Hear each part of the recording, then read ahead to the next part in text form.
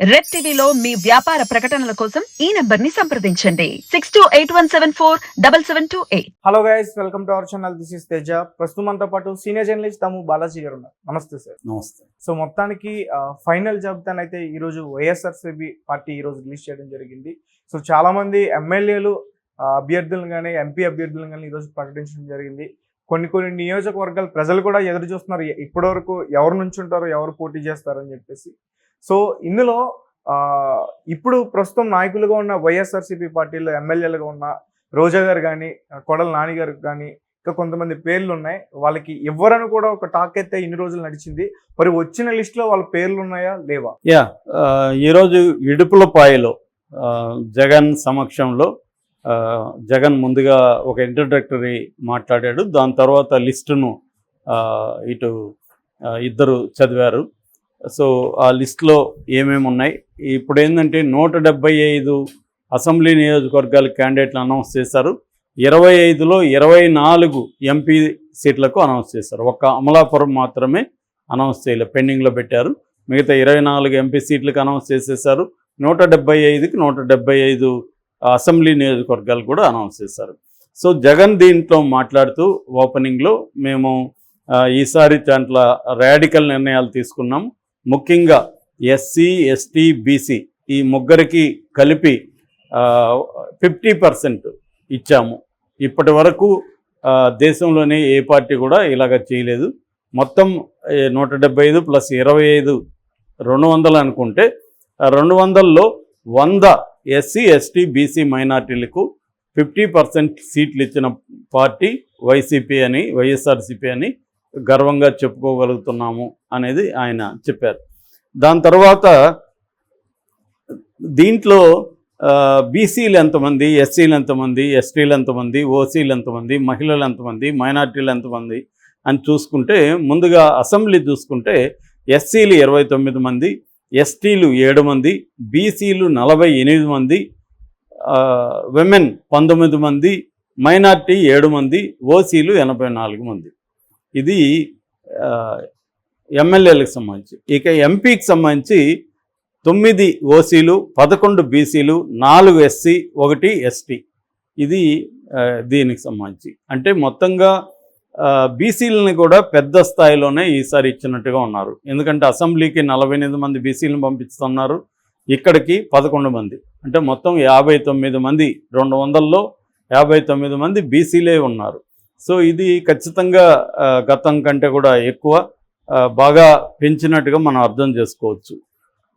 ఇక లాస్ట్ ఎలక్షన్లలో అసెంబ్లీలో 41 మందికి బీసీలు ఇచ్చారు. ఈసారి 48 కంటే 7 బీసీలకి పెంచినట్టుగా మనం అర్థం చేసుకోవచ్చు. మొన్నటి వరకు తెలుగుదేశం మీడియా బీసీలని అవమానిస్తున్న జగన్, బీసీలని తరిమేస్తున్న జగన్ ఇలాగంతా మాట్లాడారు. కానీ ఓవరాల్గా లిస్టు చూసుకున్నప్పుడైతే ఇప్పటివరకు ఏ పార్టీ ఇవ్వనంతగా ఆంధ్రప్రదేశ్లో బీసీలకి జగన్ ఇచ్చినట్టుగా ప్రాధాన్యత ఇచ్చాడు. ఇక వాళ్ళు చెప్తున్న దాని ప్రకారం మహిళలు లాస్ట్ టైం 2019లో 19 మంది మహిళలకి ఇస్తే ఈసారి 24 మందికి ఇచ్చారు. అంటే 12% మహిళలకి ఇచ్చారు. బట్ ఇది నాకు సాటిస్ఫాక్షన్గా లేదు. గతం కంటే పెరిగి ఉండొచ్చు, కానీ నాకైతే తృప్తిగా లేదు. కానీ మేము ఇంతకంటే ఇవ్వలేకపోయాము రకరకాల కారణాలు రీత్యా. ఖచ్చితంగా నెక్స్ట్ ఎలక్షన్లకి మేము పెంచుతామని ఆయన చెప్తున్నాడు. నాకు తెలిసి నెక్స్ట్ ఎలక్షన్లకి 33% రూల్ కానీ అమలైతే ఖచ్చితంగా 33% మహిళలకి కూడా ఇవ్వాల్సి ఉంటుంది. దాని దృష్టిలో పెట్టుకొని ఇప్పటి నుంచి కొంత లీడర్లని గ్రోమ్ చేయడం అనేది కూడా జరగచ్చు మహిళలకు సంబంధించి. ఇక జగన్ చెప్పిన విషయాలలో ఏంటంటే 77% ఎమ్మెల్యే ఎంపీలలో 77% గ్రాడ్యుయేట్స్, దానికంటే పైన చదువుకున్న వాళ్ళు ఉన్నారు. ఇది కూడా గర్వకారణం అని చెప్తున్నాడు. అంటే ఎడ్యుకేటెడ్ గ్రాడ్యుయేట్స్, ఎడ్యుకేటెడ్ పీపుల్ ఎక్కువ మంది వైసీపీలో ఉన్నట్టుగా మనం అర్థం చేసుకోవచ్చు. అంటే ఎంపీ ఎమ్మెల్యేలను కలిపితే 77% గ్రాడ్యుయేట్స్ ఉన్నారనమాట. ఇక మైనార్టీలు లాస్ట్ ఎలక్షన్లో 5 మందికి ఇవ్వగలిగితే ఈసారి 2 ఎక్స్ట్రా ఇవ్వగలిగారు. సో 7 మంది మైనార్టీలకు ఇచ్చారు. ఇక సిట్టింగ్ ఎమ్మెల్యేలని చేంజ్ చేయడం గురించి కూడా జగన్ ఫస్ట్ టైం ఓపెన్గా మాట్లాడాడు. నేను 81 స్థానాల్లో మార్పులు చేర్పులు చేయగలిగాను, 18 మంది ఎంపీలని స్థానాల్లో మార్పులు చేశాను. ఇది నిజానికి ఎవరికి ధైర్యం లేదు, ఏ రాజకీయ పార్టీ కూడా ఇలా చేయలేదు. ఆ ధైర్యం వైఎస్ఆర్సీపీకే ఉందని నేను చెబుతున్నాను అనేది కూడా అన్నాడు. అందులో కొంత వాస్తవం కూడా ఉంది. ఇప్పుడు చంద్రబాబు కూడా కొంతమందికి ఇవ్వలేదు, కానీ ఇక్కడ మనం చూసుకుంటే కేసీఆర్ ఎవరిని మార్చలేకపోయాడు.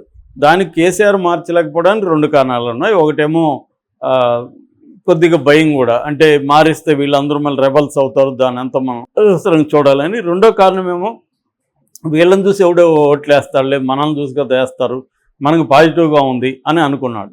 కానీ జగన్ అంతకుముందే ఇక్కడ తెలంగాణ ఎన్నికలు జరగకముందే అతనికి ఆ ఐడియా ఉంది మార్చాలని.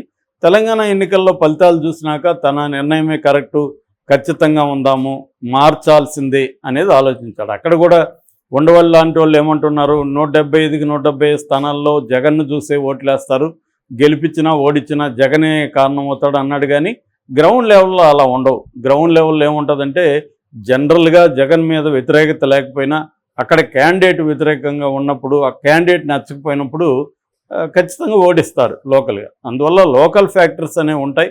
అక్కడ ఎమ్మెల్యే క్యాండిడేట్ అనే ఫ్యాక్టర్ అయితే ఖచ్చితంగా ఉంటుంది. దాన్ని దృష్టిలో పెట్టుకొని జగన్ 81 చోట్ల మార్చడం ఖచ్చితంగా ఇది మొత్తంగా 99 స్థానాల్లో మార్చినట్టుగా 200లో ఎంపీలు ఎమ్మెల్యేలను కలుపుకుంటే 99 స్థానాల్లో మార్చడం అనేది మాటలైతే కాదు. బట్ అనుకున్నంత పెద్ద వ్యతిరేకత కూడా ఏమి రాలేదు. ఎందుకంటే వీళ్ళందరూ కూడా వీళ్ళలో మెజార్టీ లాస్ట్ టైము జగన్ని పెట్టుకొనే గెలిచారు, జగన్ బొమ్మ పెట్టుకొనే గెలిచారు కాబట్టి రాలేదు ఒకటి. రెండవది జగన్ అందరినీ పిలిచి మాట్లాడడం, వాళ్ళతో ఎవరితో చెప్పిస్తే వాళ్ళు వింటారని వాళ్ళతో చెప్పించడం, ఇటువంటివి అన్నీ చేశాడు. ఇక్కడ కూడా అప్పీల్ చేశాడు, నేను ఇప్పుడు సీట్ రాని వాళ్ళకి అందరికీ కూడా ఇప్పుడు అప్పీల్ చేస్తున్నాను, ఖచ్చితంగా మీ అందరికీ మన ప్రభుత్వం వస్తే మీకు ఉచితమైన స్థానాలు, ఉచితంగా మిమ్మల్ని సన్మానిస్తాను, నేను చూసుకుంటాను అనేది ఆయన హామీ ఇచ్చాడనమాట. సో ఇది బేసిక్గా. అయితే దీంట్లో కొన్ని ఉన్నాయి. అందులో ఏంటంటే తెలుగుదేశంలో డామినెంట్గా తెలుగుదేశం జనసేనలో ప్రధానమైన క్యాండిడేట్లకి పోటీగా ఎవరెవరు ఉన్నారని, ముఖ్యంగా మనకి చంద్రబాబు నాయుడు, ఆయనకి పోటీగా ఎవరున్నారు, భరత్ ఉన్నాడు. అతను ఇంతకుముందు ఎమ్మెల్సీగా ఉన్నాడు, అతన్ని ఎప్పటి నుంచో క్యాండిడేట్గా అనౌన్స్ చేశారు కుప్పంలో. జగన్ కూడా కుప్పం వాళ్ళకి హామీ ఇచ్చాడు, మీరు కానీ భరత్ని గెలిపిస్తే నేను మంత్రి వర్గంలోకి తీసుకుంటాను భరత్ని అని చెప్పి. సో భరత్ అక్కడ ఎప్పటి నుంచో పనిచేసుకుంటూ వెళ్తున్నాడు. ఇక పవన్ పిఠాపురంలో పోటీ చేస్తారని చెప్పారు. ఆల్రెడీ వంగ గీతను అక్కడ పెట్టారు, ఆమె ఎంపీగా ఉన్నింది, ఆమెను తీసుకొచ్చి ఎమ్మెల్యేగా నిలబెట్టారు. ఆమె కూడా కాపు సామాజిక వర్గం కాబట్టి అక్కడ పిఠాపురంలో 90,000 ఓట్లు కాపులు ఉన్నాయి. కాబట్టి అది చాలా 2,28,000 ఓట్లు ఉంటే అందులో 90,000 ఓట్లు కాపుతుంది. కాబట్టి కాపు సామాజిక వర్గం అనేది చాలా కీలకం అక్కడ. అందుకని దాన్ని చీల్చడం కోసమే వంగ గీతాని కాపుని పెట్టాడు. రెండోది, ఆమె గతంలో ప్రజారాజ్యం పార్టీ నుంచి కూడా గెలిచింది పిఠాపురంలో. సో అందువల్ల ఆమె స్ట్రాంగ్ క్యాండిడేట్ అని చెప్పొచ్చు. ఇప్పుడు ఎట్లాగో ముద్రగడ పద్మనాభం కూడా సపోర్ట్ చేస్తున్నాడు కాబట్టి అక్కడ కొద్దిగా టఫ్ ఫైటే ఉంటుంది. ఎందుకంటే అక్కడ తెలుగుదేశం నుంచి వర్మ కూడా నేను ఇండిపెండెంట్గా పోటీ చేస్తాను అన్నాడు. ఆయన కానీ పోటీ చేస్తే మాత్రం పవన్ కళ్యాణ్కి కొంత డిఫికల్ట్గానే ఉంటుంది, అంత ఈజీ విన్ అయితే కాదు. ఇక లోకేష్ విషయంలో కూడా కొత్త క్యాండిడేట్ని దించాడు ఫస్ట్ టైము. ఫస్ట్లో మన ఆయన రామకృష్ణారెడ్డి ఉన్నాడు, ఆళ్ళ రామకృష్ణారెడ్డి గెలిచాడు. దాని తర్వాత ఆయన్ని పక్కకు పెట్టేసి ఆయన మధ్యలో షర్మిల దగ్గరికి వెళ్ళి మళ్ళీ ఇటు వచ్చాడు, కాంగ్రెస్లో చేరి మళ్ళీ వచ్చేసాడు.